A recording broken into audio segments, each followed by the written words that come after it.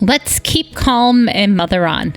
Mothering is way too important to do alone and way too serious to be serious all the time. My name is Christy Thomas, and I am here shoulder to shoulder with you, mothering and enjoying life together. This is the podcast where you can focus on being mindful and taking a deep breath with me and learning new things so you can pause and savor the amazing life you already have.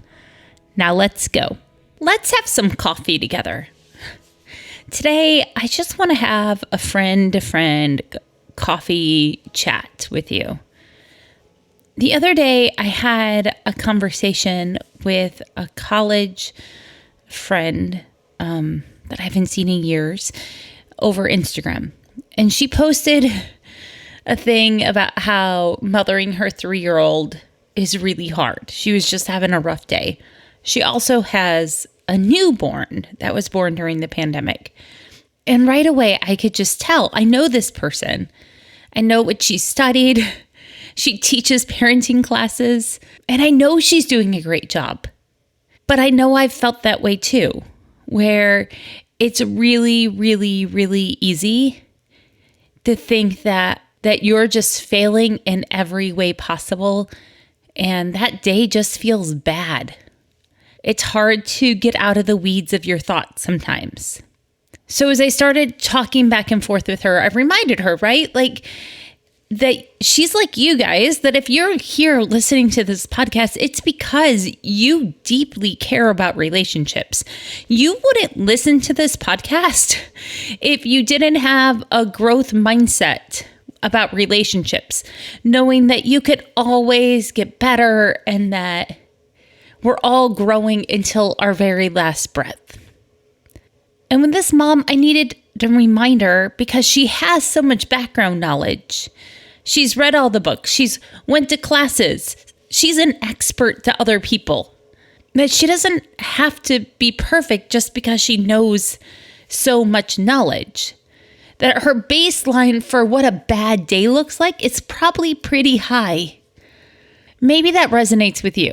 I definitely had this experience today where I know that my baseline of what a bad day of parenting looks like here in the Thomas family household, Thomas family homeschool, Thomas Academy, all those things, that my baseline of what gets under my skin, like I get a lot of things that I can go with the flow.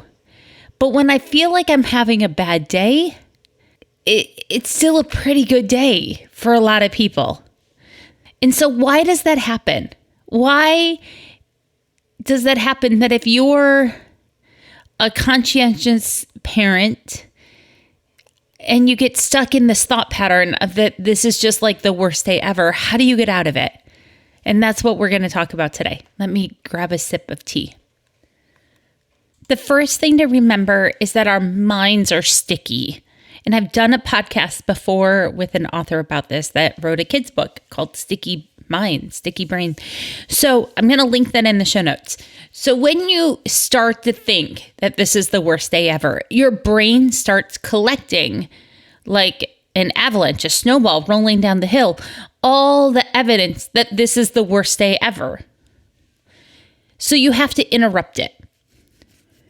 And one of the ways that I interrupt it is by pre-planning for days like this.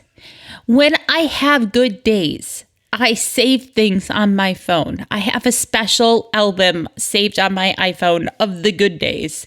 It includes short videos of my kids laughing, selfies, ridiculous filter pictures, pictures of my kids playing together without them noticing that I took the picture, pictures of a clean room, things that inspire me, pictures after races that I've taken, all the good things. I also include your screenshots. If you've sent me a review for this podcast, those are on there. If you've messaged me on Instagram or Facebook or left me a nice note or an email, that's probably in my good day folder. My cat's noisy today. Those are evidence that can convince my brain that good is out there. Don't forget to include goodness of humanity at large in your good day folder too, in your good news folder. Those stories about random people helping each other, really cool animals, planets, they can all go in that good day folder of proof that there is so much awesome out there. Okay? But if I'm not in the mood to look at that folder, which I have it in digital form and an actual like paper form, like I've saved cards over the years and pictures my kids have drawn, or wrote myself sticky notes. If I'm not interested in the good day folder, then I have to do some other things first. Usually it involves motion because motion changes emotion. Hands down, usually works. You go on a walk, go on a bike ride, go on a run. Motion changes emotion. Yoga, something. Go throw rocks aggressively into the river. Seriously. Don't limit yourself. Just pause and think what would feel good safely right now.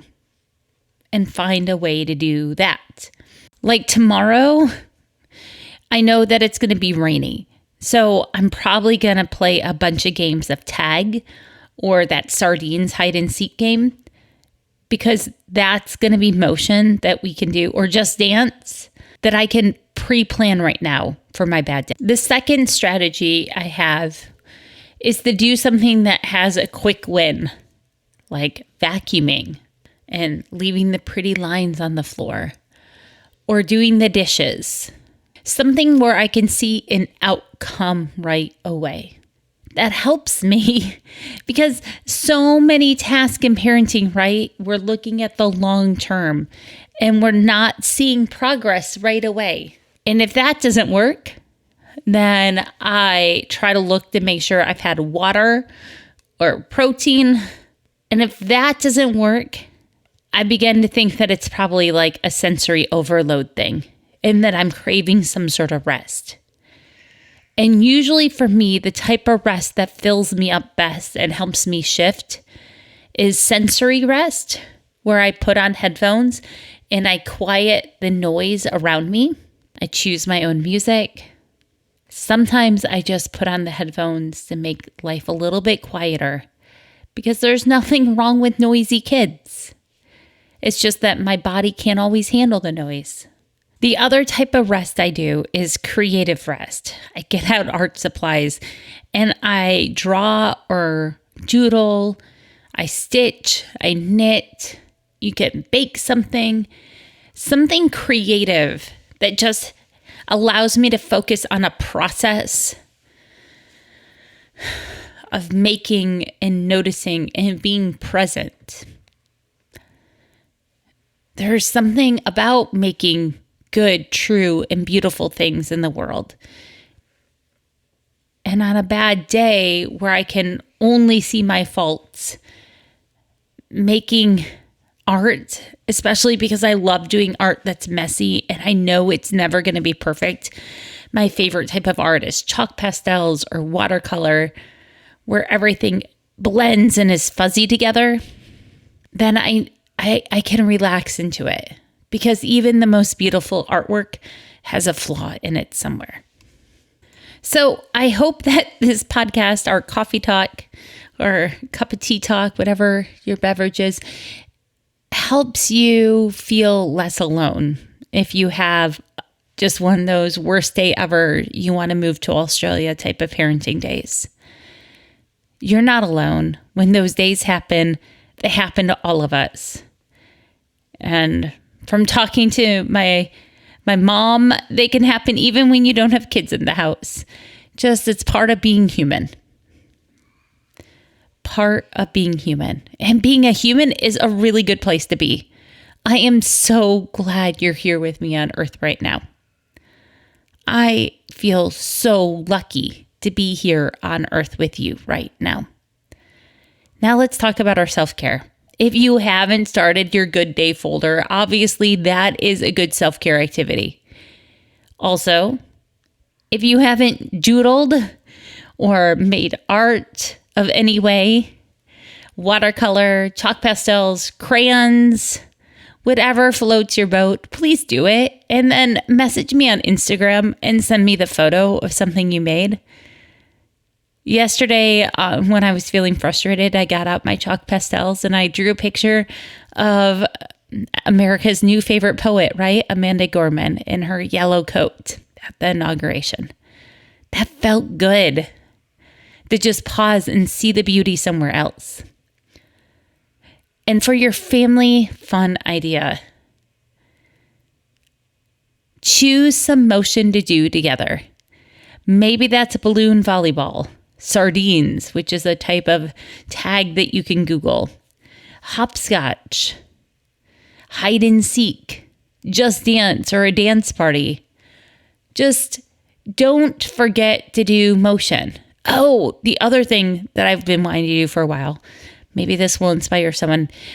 We should do some more spoon races around the house and set up obstacle courses, because that always leads to silliness. We like to put ice cubes on spoons and not eggs. But maybe if I hard boiled the eggs beforehand, it would be less of a disaster. Well, you're not alone. You are exactly the right mom for your kids, and your kids are exactly the right kids for you. Thank you for listening. And please go share this episode.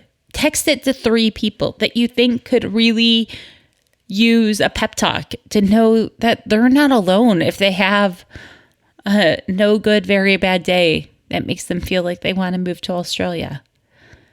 There are strategies we can all share, because we're all human and we're all still growing. If you haven't left a podcast review yet and you've listened for a while, please consider figuring out how to do that. Know that I save those and I read them, and they make me a better podcaster. I hope you have a great day. Bye.